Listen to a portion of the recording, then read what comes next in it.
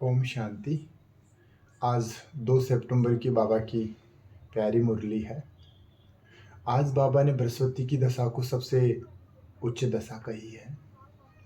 आज बाबा ने ज़्यादातर मुरली के अंदर रावण के बारे में बताया है कि रावण ये कब आता है, इसके 10 शीश कैसे होते हैं, रावण आता है तो क्या होता है और बाप आकर के क्या करता है।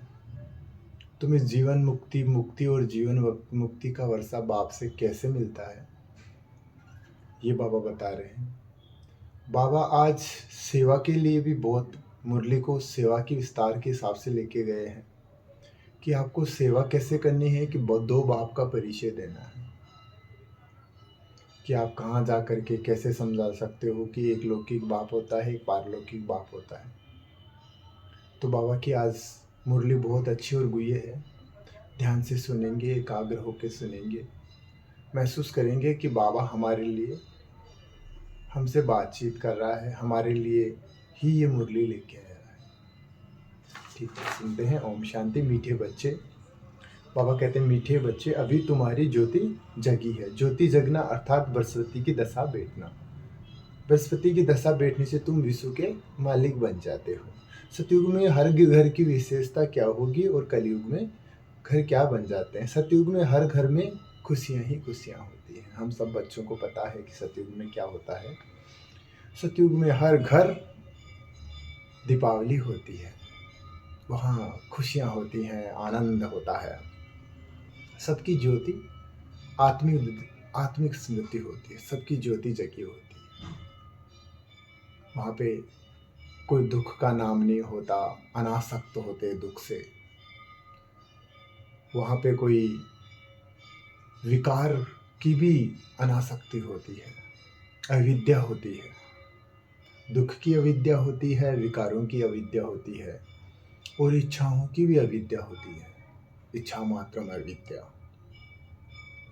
कलयुग में तो घर घर में गमी, चिंता, गम और चिंता है। हर घर में अंधियारा है। आत्मा की ज्योति बुझाई हुई अर्थात बुझी हुई है। बाप आए हैं अपनी ज्योति से सबकी ज्योति जगाने, जिससे फिर घर घर में दीपावली हो जाती है। गीत है माता हो माता, तू है भाग्य विधाता। ओम शांति। बच्चों ने माँ की महिमा सुनी। ये वास्तव में उपमा तो एक की ही होती है। माँ भी जगदम्बा बनाने वाला, जन्म देने वाला कौन। बाबा कहते हैं कि माँ भी तुम लोगों की जगदम्बा है, उसको भी बनाने वाला कौन है, कि वो बाप ही है। उसको जन्म किसने दिया? बाप ने दिया। कहेंगे पतित पावन परम पिता परमात्मा शिव ने उनको जन्म दिया। फिर उनको पुकारते हैं कि हे पतित पावन आओ। अब वह बेट बच्चों को अपना और अपनी रचना के आदि मध्य अंत को और पतितों को पावन बनाने का राज समझाते हैं। बाबा बोलते हैं कि मैं तुम बच्चों को ही, हम कितने भाग्यवान हैं कि हमें स्वयं भगवान आकर के ये राज समझाते हैं कि तुम पतित कैसे बनते हो और मैं तुम्हें पावन कैसे बनाता हूँ। बाबा आगे बता रहे हैं कि तो ऐसे नहीं कि 10 शीश वाला कोई रावण था, लंका में राज्य करता था, फिर तो उनकी एफिजी लंका में भी जलानी चाहिए। एफिजी होते हैं पुतला बनाते हैं, भूत बनाते हैं, कि अगर रावण को जलाते हैं तो रावण की थी लंका, तो कल्पना के आधार पे हम रावण को जलाते हैं, तो कल्पना के आधार पे लंका को भी, लंका के अंदर ही रावण जलना चाहिए। बाबा ये समझाने की आज कोशिश कर रहे हैं हम बच्चों को कि रावण कहाँ था? लंका में था और तुम जला रहे हो यहाँ पे। तो यहाँ पे रावण कहाँ से आया? अगर तुम्हें इसका पुतला, क्योंकि ओरिजिनल रावण तो होता नहीं है, पता ही नहीं है किसी को कि रावण है क्या चीज़। ये तो बाबा हमें आकर के समझाते हैं कि रावण क्या है और राम क्या है। रावण को जलाने का भारत में ही रिवाज है और कोई जगह नहीं जलाते हैं। सबसे जास्ती उत्सव मैसूर का राजा मनाते थे। मैसूर का एक राजा थे, वो सबसे ज़्यादा उत्सव मनाया करते थे। समझाया तुम बच्चों का काम है। एफिजी तो दुश्मन बनाकर जलाया जाता है, जैसे आगे हिटलर का एफिजी बनाते हैं, जैसे दुश्मन होता है ना उसका एफिजी बनाया जाता है। तो ऐसे ही जैसे हिटलर का भी पुतला बना करके, उसका भूत बना करके जलाते हैं।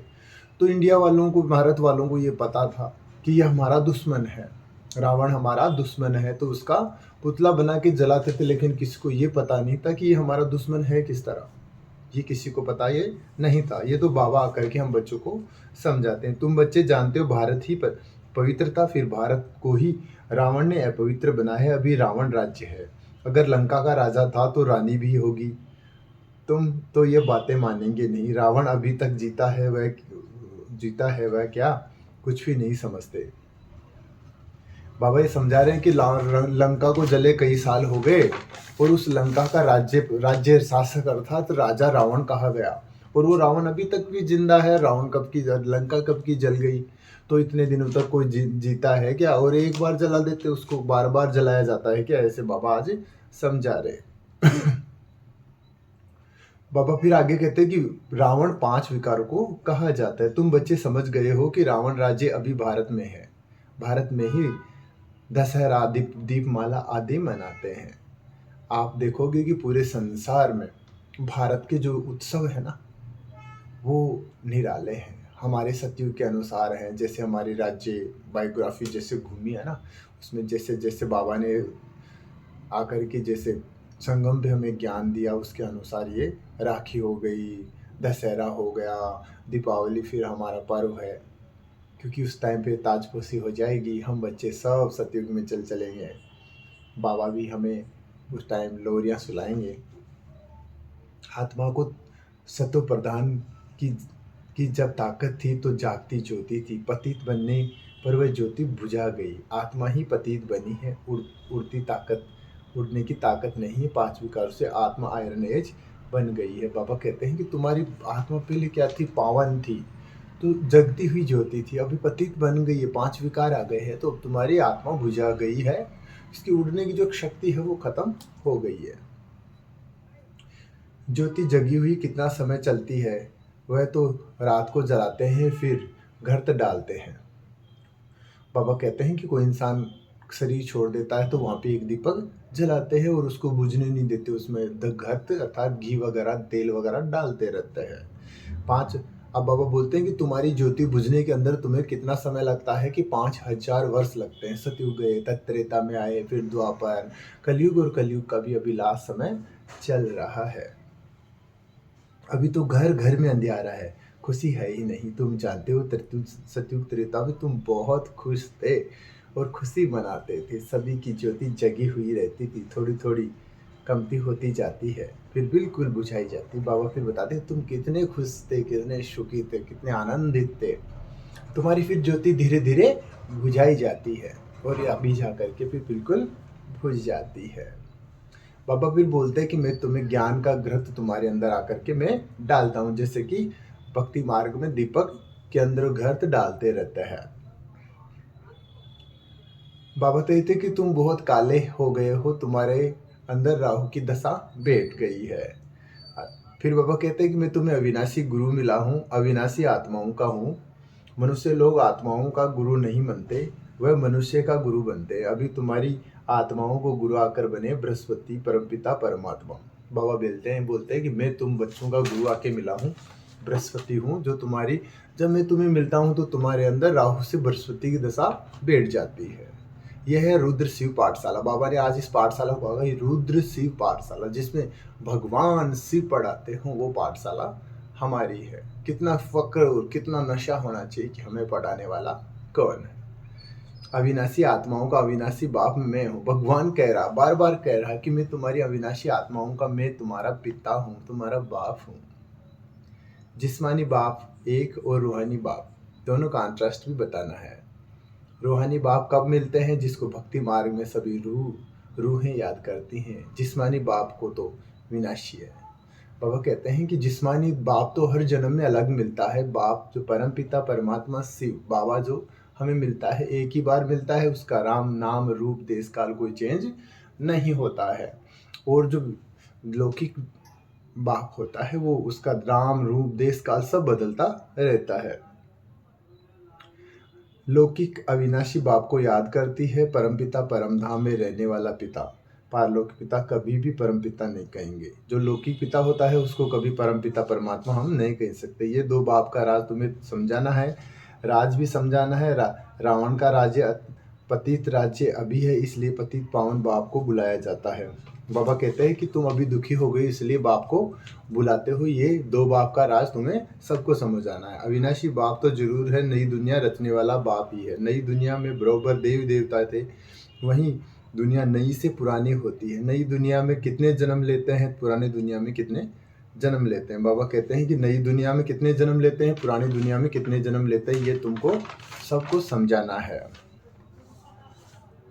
बाबा कहते हैं कि मैं हूँ हेवनली गॉड फादर, मतलब जो हेवन स्थापन करते हैं। स्वर्ग की स्थापना करने वाला कौन है? परम पिता परमात्मा हमारे बाबा है।